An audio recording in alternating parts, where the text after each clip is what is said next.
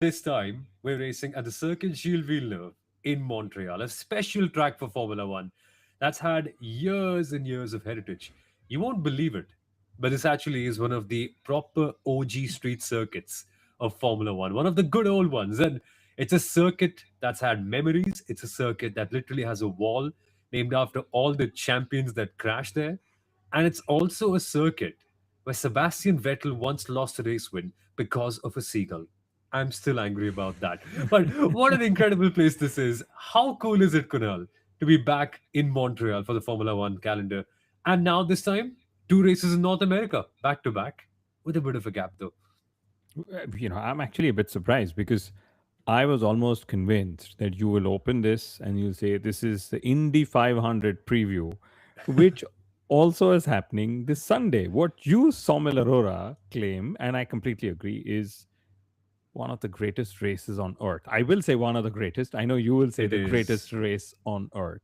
Ooh, And tough that, right? Because when you talk about the greatest races on earth, and we're discussing the Indy 500 or the Monaco Grand Prix, it's hard not to also bring up the Nürburgring 24 hours after what Max has done this weekend. It's wow, so much more to talk about. But, let's look at it this way. There is the Indy 500, which Formula One was trying not to clash with all these years. Now they've taken them head on. But very curiously, the Canadian Grand Prix is actually starting 2 hours later than it normally would, just so that there is enough time for the Indy 500 to get done with. Okay. So if there's rain, Indy 500 happens on the Sunday. But if there are red flags, there are stoppages, there are race resumptions that happen, it could well be that Formula One just ends up missing out on the audiences that are watching the greatest race on earth. well, that's an interesting perspective because for many it would be the opposite. For many, it would be a case of IndyCar being worried that Formula One might just end up taking their entire audience away. But I agree with you. IndyCar has its own audience. And this weekend is going to be a test for Formula One because a lot of fans have had their heads swayed away by different motorsport forms. There's a crazy Indy qualifying happening. As we mentioned, Verstappen has taken a whole heap of fans. 100,000 new followers followed the Nürburgring 24 hours account, Kunal. So clearly, motorsport fans are getting more aware. And as much as it's a test for all the drivers in the championship battle, which we should talk about and give you a lowdown of where we stand, I think it's also a big test for Formula One to see how its product ends up standing in comparison to all these other series.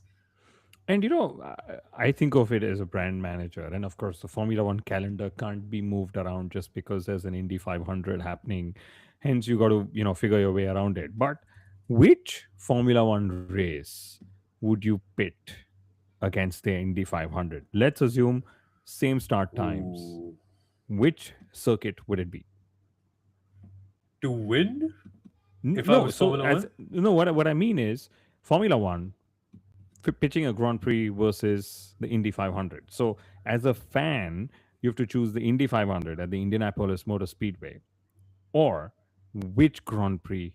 So, what I mean is at this moment on this Sunday, we have Montreal. Is that Formula One's best step forward against an Indy 500 audience? So, it's like when you go to buy hmm. ketchup, you have two brands to purchase from. So, if you're a Formula One fan, you have to decide where to go.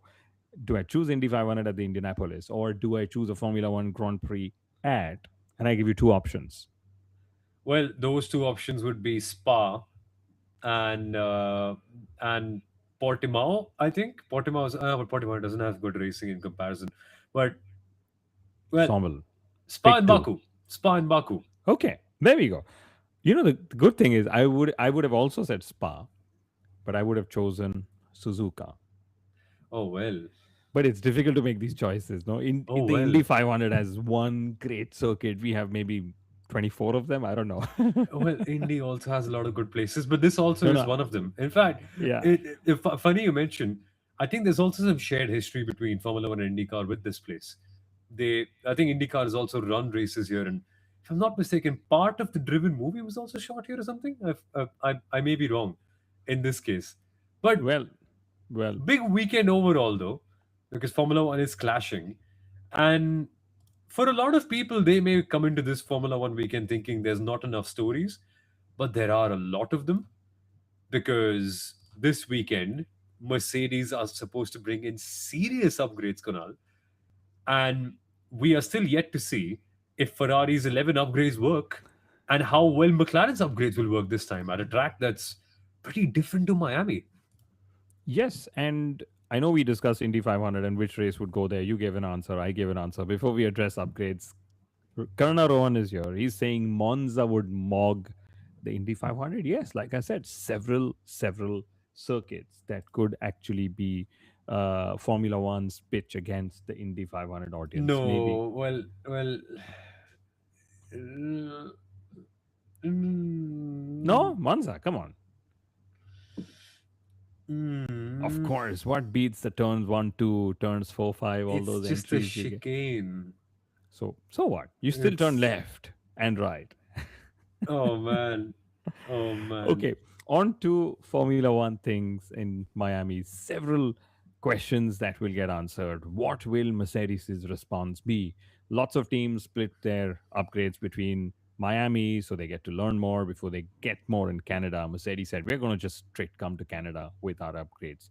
Can they actually get there in the fight? I mean, they've been in the fight, they've still won everything, they've still scored everything. But there's one thing which Mercedes doesn't have in Formula One this year, despite all that dominance, Soumil. Do you know what that is? It's a very One cheeky two. thing. Well, they've had a No, they 1 have 2. one two one two. Yeah. Yeah, They've never led the opening lap of a Grand Prix. yeah, that's true. Mercedes have not led an opening lap in 2026. That would come down to Ferrari. And on this side, Ferrari are also unhappy with Formula One, rather FIA in this case, for allowing teams the startup procedure before the race because then their start advantage has been compromised. And that's another drama that's cooking in the background with the whole starting incident. And hey, Kimi's starts have also not been the best, have they? I don't think he No, fixed it for Miami as well. no. And he has lost positions at the start of every Grand Prix this season. So Kimi's starts have not been good. Let's see how he's improved them between Miami and Canada. Although in Miami, he said, for once, I did everything right. But then the power unit didn't support me. So it's always a plus minus thing here. But the leaders of lap 1 this season have come from third on the grid or fourth on the grid. There's either been Hamilton in China, Piastri in Japan, Leclerc in Miami, or Leclerc in Australia. So never a Mercedes leading a Grand Prix. So will their upgrades finally get them to lead the opening lap of a Grand Prix? That's the main question I would love to Hmm. see because they're winning everything else with ease, with comfort, free air, and all Are of that. they though? No, Are Mercedes going to win that easily in Montreal?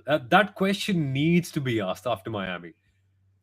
I know Miami is a different circuit and McLaren have been good there, but surely, like it, surely they've got something right, McLaren to pack a punch against Mercedes. especially if you consider, Mercedes hasn't necessarily won just on pure pace. The last couple of races, there was a Mercedes safety car intervention that had happened where Kimi won. And then you could argue Kimi was fantastic in Miami and McLaren just faded away after, getting the sprint. But yes, your point is we will still have a Mercedes. Will they bounce back? Will McLaren finally win a race after chasing down Mercedes in the last two races? And then what about Ferrari? All these big upgrades and another big upgrade coming to Canada. Will they stop being the chasers? I want that one race this season, not Monaco, but any other race but Monaco, where McLaren. Sorry, so where was it? Yeah, I was saying I want that one Ferrari, yeah. race this season where Ferrari actually lead and dominate. Which was the last race you actually remember that happening, Sommel? Mexico City 2024. Carlos Yes. Sainz's last race win. But after No that, wonder you no. remember it. Have to. Was it Well, also yeah, that the last Ferrari win ever? It has now been more yeah. than 555 days since the last Ferrari win by driver 55. It's been a while.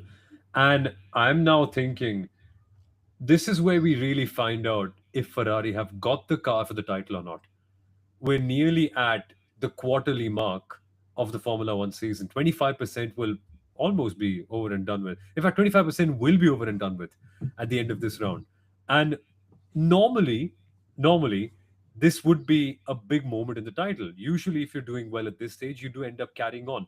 Or it's got to go catastrophically, it's got to be a major catastrophe for it to go haywire from there. I just think of Red Bull Racing in 2024, what happened with Max and that sort of decline. Or you pick it up from this moment. And Ferrari, this is where they've got to pick it up. This is where it's got to work, or at some point you feel the title may be far away. Because if I look at the team standings right now, it's already 70 points. That's the gap between Mercedes and Ferrari. 70 points at this stage already. Now or never. And for McLaren, yes, it's even more than that. It's upwards of 80. But you get a feeling McLaren are on the right trajectory, especially with what's happened in the last two races. Yeah, and I think it was just that unfortunate double DNS, which is going to haunt them for several races of the season as they play catch up. Also, Andrea Stella saying we need to learn our engine maps and get the right deployment strategy to happen as well. I'm sure teams would have gotten smarter as the season have progressed, even if there has not been a lot of races. As a very dear friend of the show, Souvik is here saying ad hoc breaks in the calendar impacting viewership, especially for the new ones who are not anchored to the sport yet. So, what does he actually mean by that? Because we're already in mid May, it's 19th of May when we record this, but we've only done 4 races in the season. Yeah. George Russell's first and only race win was all the way back in March, so he's not won for almost 2 months. But Soumil, you did some math, which actually brings good news that we've not had a lot of races yet. Okay. But in the next 10 race weekends, or rather, next 10 weekends, we have 7 races and then straight away the summer break. Isn't that awesome? Yes, that's incredible. But yes, it's also going to get very chaotic. Like these next 10 weeks, Formula One's going to be in the washing machine. And you you either come out clean or you get totally washed away. I'm thinking for anyone in this mix, because 7 races in 10 races, sorry, 7 races in 10 weekends is mad, especially given all the travel. Then you're going from the North America all the way down to Europe, and you've got a full belt over there, and you're doing a lot of races constantly. You have Silverstone, you have Monaco, Catalonia, Belgium, Hungary. These are races that can literally make or break the season. And on top of that, you've also got to map your upgrades out, because a lot of teams will then be getting more upgrades as the season goes on. So you get a feeling these next 10 weekends will really shape up the title. And even from a driver's point of view, Kunal, I'm thinking George must win here. If George doesn't assert dominance in Montreal and Kimi ends up winning 3 in a row, that's going to be 4 in a row. Yeah. Only driver in history who could win 4 first time race. Well, no, that's the only driver in history to score his first 4 Grand Prix wins consecutively. That's what Kimi could be going for. Yeah. But That would be mad. you made a very good point. Is this one of those races where George Russell has felt most pressure in his life? Because up until now, he was not in a championship contending car. Here comes a championship contending car. Last 3 race weekends been a washout for him when you compare it to Kimi Antonelli getting the run on him. Yes, you can argue he had bad luck in China and so on, but Miami was that weekend when Kimi was like, "This is my circuit. I know what it takes to be quick around your low grip and all of that." Slammed it in, and here comes Russell, a circuit he's had 2 pole positions at. The last 2 poles have been George Russell's. Okay. Also, didn't he won the last 2 Canadian Grand Prix, hasn't he? Yeah. Yeah, Yeah. or at least last year he won, I believe, right?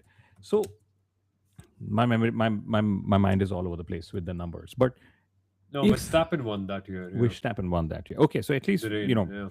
Yeah. we know that George has had the last 2 poles and the win last year, the first of his 2 wins last year. And should Kimi win here, of course, Kimi could then, add more than a race's advantage in terms of points in just 5 races of the season. But apart from that, the psychological pressure for George would be, here comes Kimi at a circuit I have necessarily gone good at and beaten me at it. So I'm waiting to see how that dynamic plays out. Will it still be, George as the older brother treating Kimi as he does, as they always project themselves? Or will there be gloves out at some point? Yeah, this is that deciding moment where we find out. It could change so much within the Mercedes garage, also. Is going to be a pressure filled weekend. And to make it more fun, we're going to have two races because it's a sprint weekend. And that means more volatility and more areas for Kimi Antonelli to be able to tidy up to, because starts have been a legitimate problem for him. Two starts is going to be a big pressure filled moment for Kimi Antonelli, one that we hope he's worked on, because it didn't quite look that good in Miami too. And you rightly mentioned, Kunal, if he wins the Grand Prix, if I'm only counting the Grand Prix points, Antonelli will be at 125. Nobody else is going to be on 100. Wow, isn't that so exciting for a race or for a series that's also trying to attract younger audiences? Mm. This whole push, imagine having the youngest driver on the grid beat some of the stalwarts, some of the older drivers, black and blue in his silver black Mercedes Benz car. And a couple of questions I will just take. Who has the top speed advantage now? Is it still Mercedes? And that's a great point, Sovik, because this is the race where Soumil's favorite acronym in Formula One will come into play. The duo, you remember Yes. the last and the beauty of the Aduo is nobody really knows who's got the fastest engine, because people are trying to stay within limits so they get some concessions for upgrades and so on. So at the moment it's all down to setup, it's all down to engine mapping, and how teams want to extract lap time. But clearly Mercedes seems to be the class of the field, and like Jensen Button said a couple of races ago, that everybody wants a Ferrari engine for the start of the race and a Mercedes engine for the rest of the race. I'll stick with that. Literally, literally. And also aero. What sort of aero compromise are they making? Because you could also go for a lower downforce setup, rather low downforce, low drag, that kind of compromise, and you could boost your top speed up a little bit too. It's very hard to tell. Teams with same power units sometimes have different top speeds. It's all possible. Well, a comment from F1 with Pravar. Hello, my friend. We are live. We are live. Join in on the conversation. Lots to discuss as we preview the Canadian GP. And Sandy, I'm 19. He's he or they, rather, let's say they. We quite don't quite know, but they're saying definitely hoping for a Max win. Well, the feel is back, Kunal. We're hearing in Miami, Max took a big leap forward, and suddenly Isak Hadjar, who was on par with him throughout the entire first three races, went 8 tenths back on an average. A- Verstappen's kind of back. Yeah, it was all down to getting him to feel comfortable. And that's, again, one of the stories I'm looking out for. Max Verstappen qualified up front and then spun at turn one, and we saw that beautiful spin. He collected no one and just, lost positions. What would the race look like if Max is battling at the front with the Norrises taking the challenge to the Mercedes cars? Let's assume it's Mercedes at the front, McLaren's chasing them. Ferrari's always been like, yeah, we'll watch you guys. We want the best seats in the house, because when we are ahead, the rear view mirrors are too small for us to catch the action. So Ferrari is happy doing the chasing, but will Max squeeze in, and where will he be? And just to answer what we are talking, with all the upgrades, it's shocking how they haven't won yet. Frederick Vasseur is emphasizing on how there's a culture change and they're bringing all these innovations. And at the end of the day, this culture change is about the ultimate KPI, or key performance indicator metric, that he's taken for every division that's working on the Ferrari car, is lap time. So it's no longer just what the front wing is giving or just what the rear wing is giving, but how we all together are reducing lap time, and that's what he's saying he's doing. So will they actually bring it in? And he already said there'll be a different world championship after Miami. Let's see if there's a different world championship after the Canadian Grand Prix, Samuel. Oh, there will be. There will be for sure. We'll find out which way things are going. and then the European calendar will come in, and Mr. Wapis's comment will start to play in as well, because they're asking, do you think that mistakes will affect reliability? And mistakes can happen when you've got so many races consistently, because the same crew will be going around, the same drivers will be going around as well. They're barely going to get to spend time at home. That happens. It can make a bit of a difference. It's going to be very fun, and this will continue all the way around. I mean, let's not forget, the same thing matters for McLaren as well within their inter-team battle, because it was only last year that Lando Norris and Oscar Piastri were at this circuit fighting for dominance within the team, and they crashed. Yeah. And that was a big turning point. This very circuit. So we may be speaking about Mercedes and what their upgrades can do, and about the frustration at Ferrari, but an equally bigger fight, an equally big fight is going on in McLaren as well, and it's between the drivers. McLaren drivers love that front straight in Canada. We've seen Button and Hamilton crash there. We saw Piastri and Norris crash there. But that could be the case even with the Mercedes drivers if they go chasing each other, which they will, which I'm hoping, which I'm pretty sure they will. But why don't we take a few minutes to discuss the circuit? Because this is a very interesting circuit, especially with what you said. It's a proper street race, but also fields of a permanent race, long straights, which need you to have low downforce, but a lot of corners which are also, you know, growing up driving go-karts and race cars, it was always stop and go corners. Okay.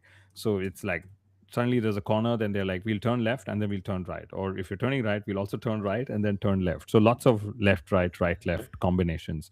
But interestingly, given how power units and engine mapping also helps extract lap time.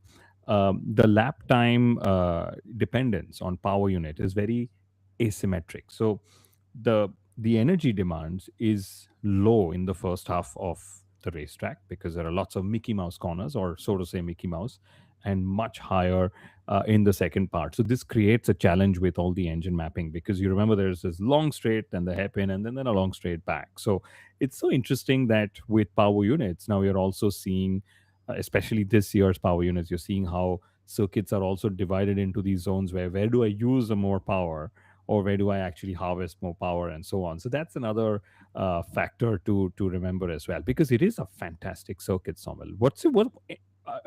Apart from the Wall of Champions, or should we just get to Wall of Champions, your favorite corner? Well, there's so many. There's so many. I'm thinking of the hairpin at the back. It's a place where lots of dive bombs can be sent. Lots of drivers can have low speed spins. And we've even seen Robert Kubica come in at full speed. And I think at that final hairpin, Nigel Mansell once thought the race was over, because that's where they used to have the old start finish straight. And then he realized, whoops, I've got to go up ahead and to the place where we have the new start finish straight. That happened in the past as well. But I'm thinking turn one is a very exciting corner. Seriously, we say this everywhere, but Canada turn one really is a place of a lot of chaos. It's one of those very tricky left righty things where you come in and you've got a corner followed by a corner, and there's barely any time to react. And drivers can clobber into each other, drivers can spin out and go on the grass, people can get pushed away. So many people get pushed on the outside towards the left hand side after turn two, and you're almost pushed in the wall with nowhere to go. And that sort of squeezing can happen as well, very similar to how it may be at Jeddah after the first chicane. So Yeah. it's chaotic. It's a place where drama happens, and And it, not a yeah. lot of long corners, Kunal. No, not a lot of long corners and a lot of uh, rapid direction changes, not high speed direction changes, but rapid, medium to slow speed directional changes, which these this year's cars actually appreciate. They're more agile as they go. And one of my favorite things, curb riding. I love Yes. it when Formula One cars are riding curbs, just hogging and eating them up all the time. And it's a 405-meter long pit lane. But again, this pit lane has an anomaly where actually, when you go into the pit lane, you don't lose as much time as you otherwise would with a 400-meter long pit lane, because the pit lane cuts through the last chicane. So you're actually going in faster through the pit lane as well compared to the other circuits. And my favorite corner has to be the last corner, because just the sheer dedication it needs on a qualifying lap to get there, hit the apex, get early onto the throttle. And then there's always this thing that I notice. There are some drivers who just go dead straight, Yeah. okay? Or there are some drivers who are going cross. And I'm like, unless you've got that momentum, isn't that cross line, that diagonal line, a little slower because you're carrying more, you're sort of driving more distance? I don't know. What do you think? Well, it's all about how much you can straighten it out, I suppose. Like it's, and then how daring are you? And if you're Williams, and sometimes the suspension is going through things like having only three wheels on the ground and one wheel off the air, that's going to be an even more problematic thing. In fact, this weekend will test suspension reliability, uh, because curb riding is a big thing. And how much do you dare as a driver?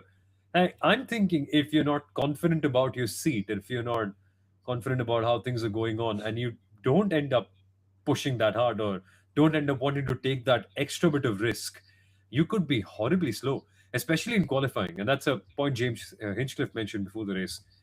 You have to take that final corner twice in qualifying, Yeah, once yeah. to set up your lap and then also during your lap. So it's a fun place. Yes, and there is a Lando, not a Lando. There is a Lance Stroll grandstand out there. Let's not forget, the hero of the day is going to be Lance Stroll. It's his home race, Stroll Grand Prix. And for anyone questioning whether fan bases can make a difference, here is Lance Stroll's record at his home race. So he's been knocked out in Q1 5 out of 7 times at his home race. Okay. Yet he has gone on to score points 5 times. So a Q1 knockout could very well come, although he's said, Aston Martin Well, can do could special very things. well. Isn't that certain? Isn't that the first thing you're going to put? And I have a question for you guys. If blindly you had to put a Formula One team anywhere on the qualifying rankings this weekend, where would you put Aston Martin? And I think we all know the answer. I think we all know what two positions. It's not a good PQ1 knockout, Kunal, is it? Well, you never know. It's been, but the good thing is Aston Martin keeps saying, Adrian Newey kept saying, we are 3 to 4 months behind schedule. Well, if this is the start of their season and it's Australia, let's assume 4 months into the season, March, April, May, so 2.5 months. Let's say this is the start of their season and this is Australia. Uh, what can they do? Can they get out Let's of take Q1? a And let's just put a Honda said position. we worked on improving drivability. Honda has said that, but that doesn't mean they're more horsepower. Where are we putting them? Where are we putting Aston Martin after qualifying? I So there are 22 cars. Let's remember, I will go with either 18th and 21st or 19th and 21st. I'm going 22nd and 20th. Okay, so we are both saying that there will be one car that will get in between them, or an Aston Martin will get in ahead of one car, which is basically like Fernando Fernando Alonso. Alonso. Exactly, exactly. That's if they get through, because bumpy braking zones, lots of vibration. Oh man, it's going to be tough for Aston Martin. It's going to be, well, exoteric. No, not immediately. We do have a few more things to talk about, especially what could go on at this weekend, and also what's been happening around the world of Formula One. Actually, let's get to that, because a lot of things have been happening since we've been away, and chief of which has been Max Verstappen introducing hundreds and thousands of Formula One fans what other forms of motorsport look like, and people have fallen in love.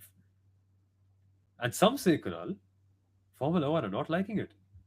On social media, Formula One put out a post talking about their rich heritage and legacy, while Verstappen was at the Nürburgring 24, and there was not one post about the Nürburgring 24 on Formula One's page. Now, do you get it, firstly? I get it. And let me remind you, I had to go and check if Bernie Eccleston actually went back to buy Formula One, because that's what Bernie Eccleston would do. He would not let his drivers race elsewhere and create, an opportunity to watch his star drivers at another competing racing series, right? And that's the main point. I think One of the other points that I really was disappointed was 13th of May, which was 6 days ago now, was Formula One's 76th anniversary. 13th of May 1950 was one of the first, not was one of the, was the first ever Grand Prix World Championship at Silverstone. And guess what? There was no celebratory post. There was no happy birthday. Here's a cake for all of you 900 million fans or whatever in the world. I'm puzzled. What about heritage? What about, I don't know, Formula One probably feeling the pinch that, oh my goodness, that Max Verstappen factor is for real. Yeah, and heritage is under question now, given where we're also going. And Sandy M says that 24 Nürburgring was pure adrenaline. Max was amazing. Oh, he was. Oh, he was. But you know who we're a bigger fan of? Take a guess. It's not a driver, it's a car. The Dacia Logan. Carnarona's got it right. The Dacia Logan has more impressions than Formula One in the last week. And listen, we could do a separate podcast on the Nürburgring 24, which we should. But it's outstanding, Kunal, that Verstappen's bringing so much media attention there. And if anything, I think the fact that he's gotten to do the Nürburgring 24, I think that would have made him so happy and more committed to Formula One, because now he's had his off. He's enjoyed it. He's tried it, and he knows that this is something he can do in his career, I believe.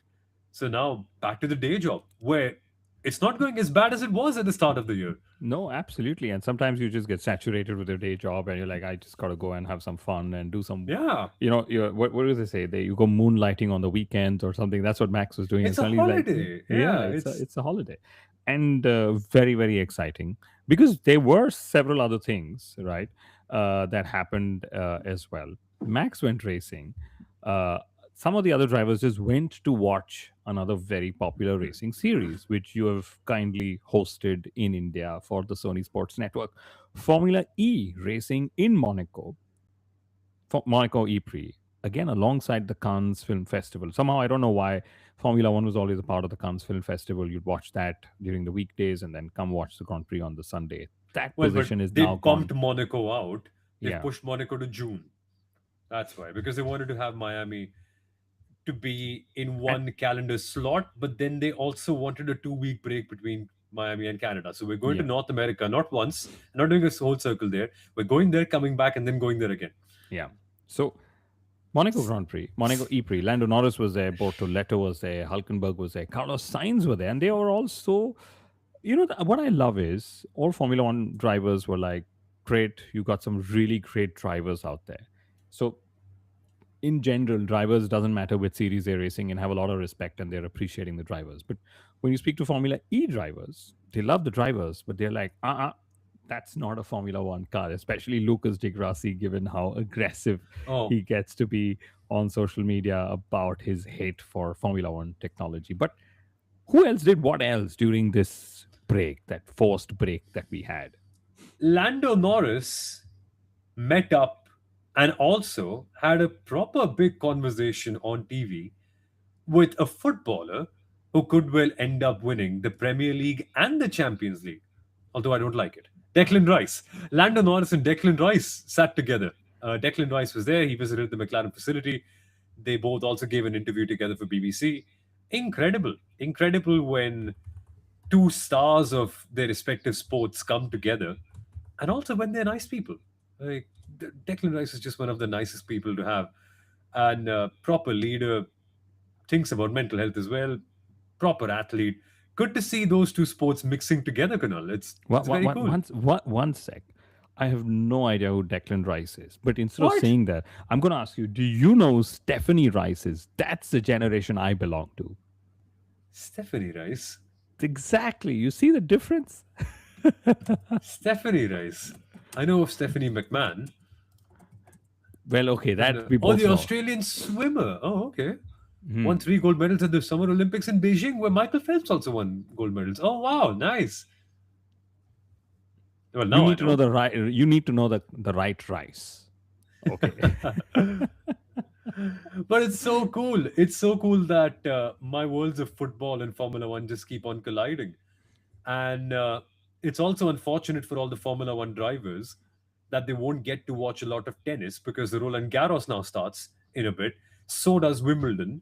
Well, unfortunately for them, they've got 7 races in the next 10 weeks. So both those Grand Slams are not going to be watched by a lot of Formula One drivers, although they love visiting the tennis. But apart from that, there was activity at Cannes. The two former Ferrari drivers met a Bollywood superstar. Carlos Sainz and Charles Leclerc met up with Alia Bhatt. By the way, salute to L'Oreal. Crazy marketing. That blew up in India. And this was a crossover I never expected. Sure, I know we have a lot of Formula One fans in India, but for Alia Bhatt, firstly, to be in the know how, and then for these guys also to come together, and then for the brand to bring them all together, mad. And That's for me, that hit home because my sister actually heads digital marketing for L'Oreal. So I'm like, wow, that's a brilliant campaign. And Alia Bhatt's business partner is actually a very dear friend of mine. So I'm like, even more wow. And then, of course, there's Carlos Sainz, your favorite driver. And there's Charles Leclerc. I'm yet to meet someone who doesn't like Charles Leclerc. And I think that was a great mashup. And I loved how, Alia Bhatt was, doing that. And then the whole internet went, like, oh, is Formula One that sport where you just go round and round in circles and people are trying to, create memes of that. But that's us.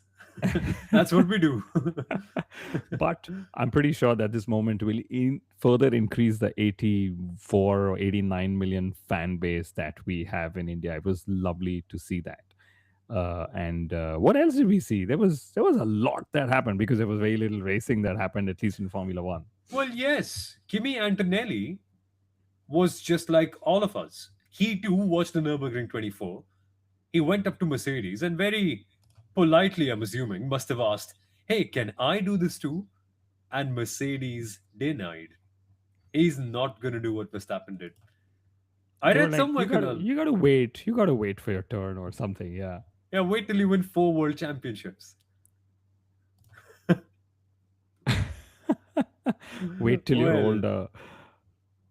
But well. imagine this: Max Verstappen went GT racing. Lance Stroll wants to do GT racing. Kimi Antonelli is saying he wants to do GT racing. Is this a sign of times to come? Formula One, if they don't make the tech change, their drivers will just go and have fun elsewhere. Yeah. Well, we anyway do as fans. So I think the drivers should as well. It'll be a lot of fun. We need more motorsport cross population. Comments though, Sandy M19. It was nice to hear the drivers at the Nürburgring talk about how humble Max was. Didn't expect any special treatment. Well, he's a racing driver. He's just like all of them. If anything, he's just one of them who's gone on to win Formula One. It's I didn't expect that to happen any differently, which is so cool. Sebastian Ogier was also there though, multiple time World Rally champion. He Yeah. spent time with Max Verstappen, and that happened as well. Like, Yes. very One more thing happened, which was Valtteri Bottas's rented Cadillac was stolen and then was under FBI investigation. So Valtteri's biggest headline story of the season is this: rents a Cadillac, or rather has a Cadillac car to drive around, and this was for the Miami Grand Prix. Car gets stolen. FBI is investigating because they were concerned that with his parking pass inside the vehicle, somebody could use to just get inside the Miami Grand Prix. That's how popular the Miami Grand Prix is. You can't find a pass, go, take a driver's car, mug it, take it, steal that's it, full and then try GTA and drive Vice it. City types. Like that's GTA Vice City in real life. Honestly, I'll tell you. it's I'll tell you what else happened.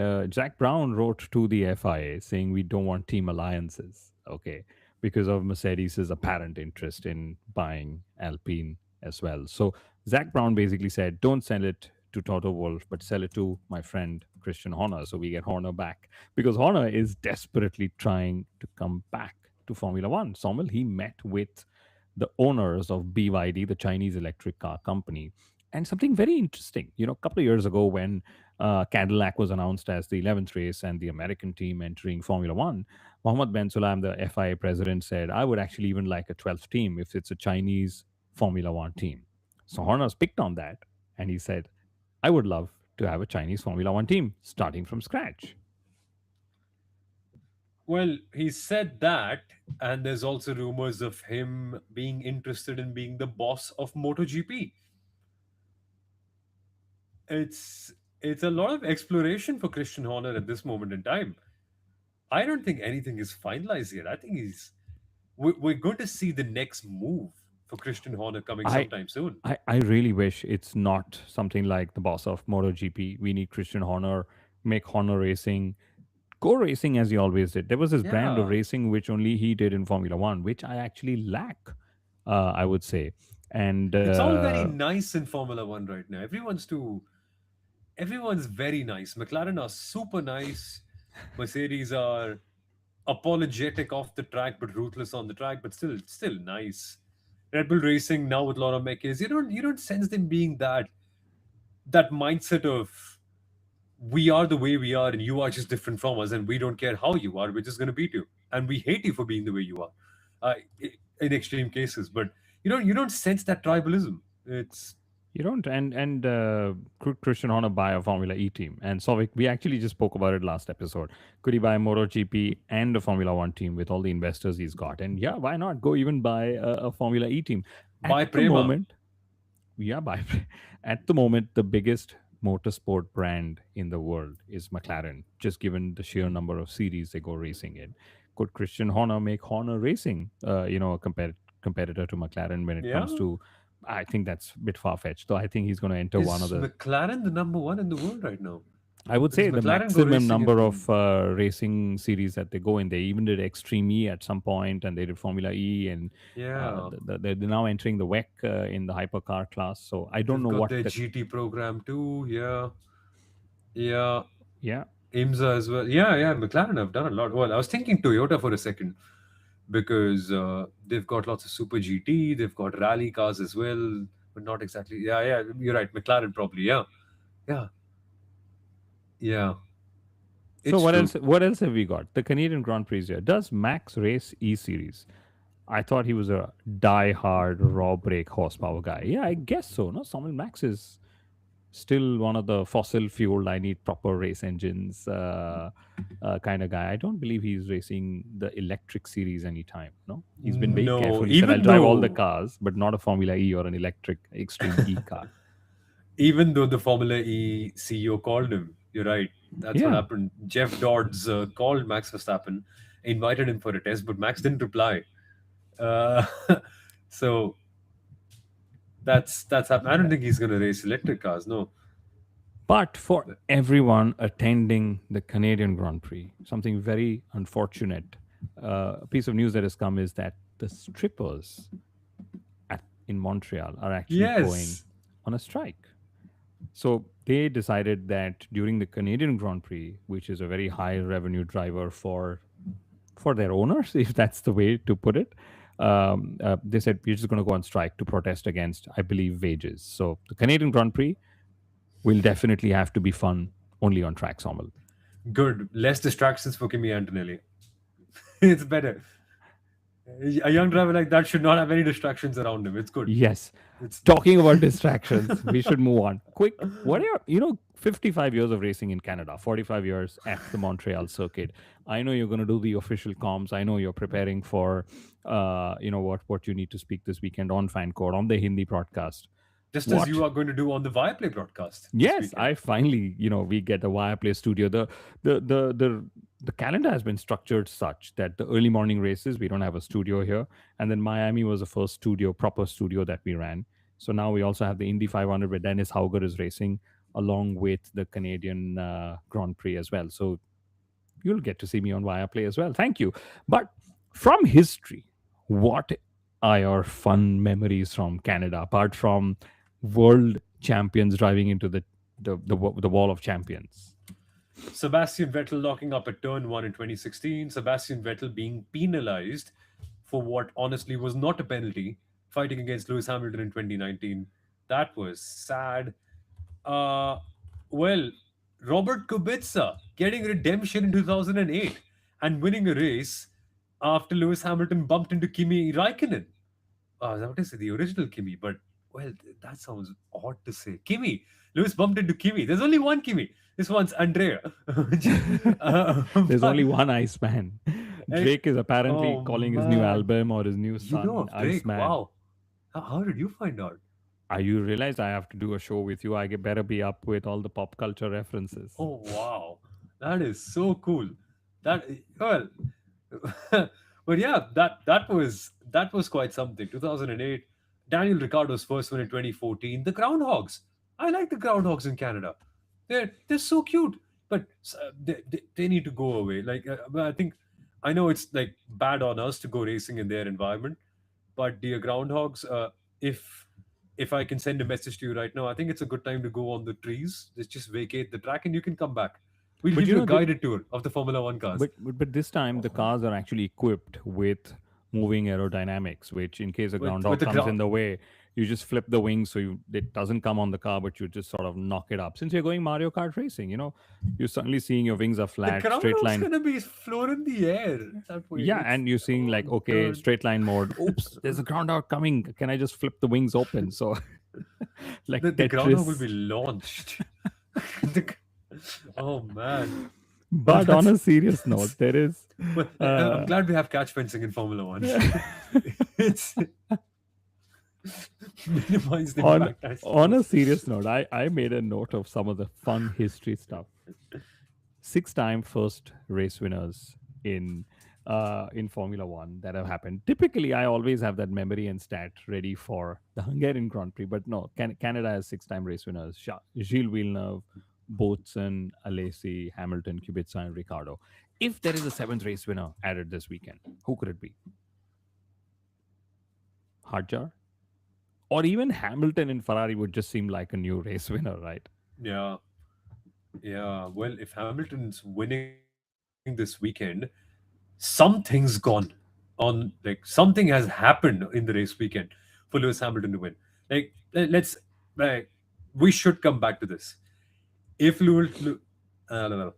If Lewis Hamilton ends up winning the Canadian Grand Prix, I think this will be a remarkable weekend and some madness must have happened. Like two or three safety cars, a red flag, the rain coming in, a lot like 2011, something. Like it, Or Ferrari's upgrades just finally work. Their race strategy just finally falls in place, much as their pit stops that always fall in place as well. So, yeah, then I would consider that as seventh race winner, first time race winner, Lewis in that Ferrari. Then, very interestingly, this was a race where the first ever safety car was used, 1973 Canadian Grand Prix. And at that time, it messed up the race winner. So for everyone thinking 2021 Abu Dhabi was probably the only time the safety car has messed up who wins the race, well, the first time ever it was used, it also messed up a race. And then the Canadian Grand Prix has also had the first ever red flag in the history of Formula One, 1971. Isn't that awesome? Like, so much history. And this is absolutely one of my favorite examples. And I use this every time. So for those who are listening to us in the last 12, 14 years have heard this. 1992 Brabham scored a 1-2 in Canada, and both their cars were powered by different engines. PK won with a Brabham BMW, and Patrice won with a Brabham Ford. in 92. Yes, Wow. How did that happen? yes. But let's do predictions while you search. How did that happen?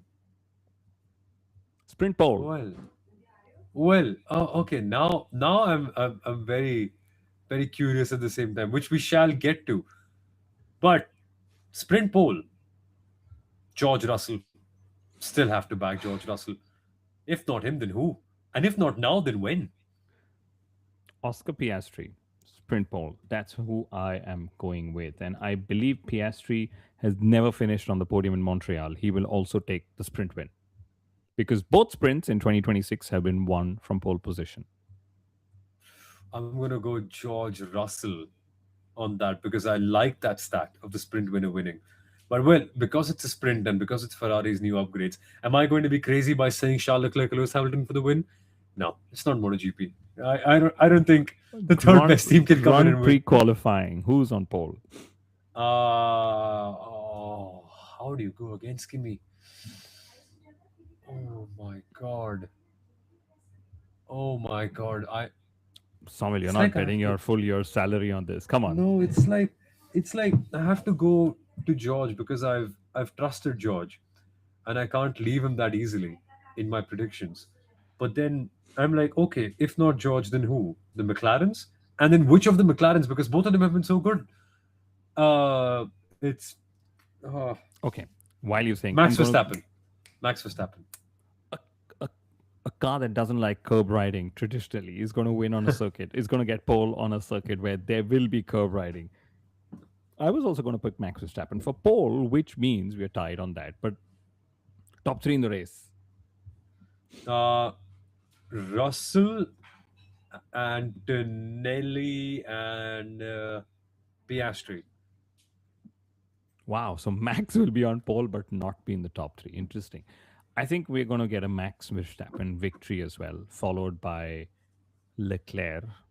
I get a feeling Ferrari is going to be strong, given the nature of the characteristics. Leclerc will finally score a podium here. He's not had a podium here since 2019, his opening season with Ferrari. So it's going to be Verstappen, Leclerc, and Lando Norris. That's my pick. Both the Mercedes cars off the podium. That would be crazy. And By the that means way, we need to end this because I've been completely crazy. yeah, we must. But Exoteric, if you're still watching, thank you for the shout out, man. Thank you for firstly subscribing to us, and then also I don't know what the technical term for this is. You've Exoteric has sent us $10, which is so cool. Like these, which is so cool. Cheers to Thank you, you. buddy. Thank you. Cheers That's a to you, coffee. I Exoteric. mean, that's more than a coffee and a bun as we call it in Norway. But thank you. That's the first that's happened. Yeah, we should do that. The first, and thank you. That's kind. I didn't even know that feature existed in YouTube, but thank you. No, it does. It does. It's called. I think it's called Super Chat. And guys, if all of you have enjoyed, you can subscribe as well. We'd love to build this community along with you. And you might have noticed that we're always talking to you guys. We're always taking your comments in. So join in on the fun, and we will be back with the post race episode on the Monday after the race as well. So make sure you're subscribing to the Inside Line F1 podcast because we would love to chat with you. There's so much to talk about as well. But for now, I think we've got to say goodbye. Thanks for sticking along, guys. Have a good weekend. Bye bye.